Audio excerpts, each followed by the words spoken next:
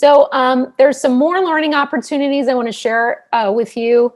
And by the way, so the CAP-M, so one of those is the prep boot camp. So we have some CAP-M prep boot camps coming up. Here's the good news for you interested in the CAP-M.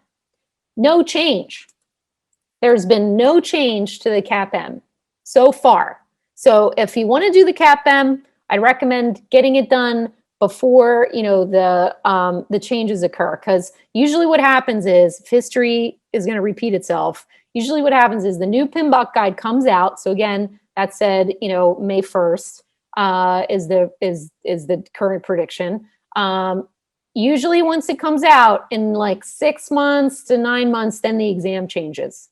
So I wouldn't be surprised if, January 1st, 2022, the exam changes again to include the PMBOK 7 material. So this is just, something to think about as you are thinking about what certification is right for you and, when to take it, because you will have, I predict there will be another announcement of a change to have it reflect the 7th edition, probably, next year. So now is a good time to get involved, because then you'll have plenty of time. They haven't even announced an exam change yet. That's just my prediction based on history of watching this for 20 years.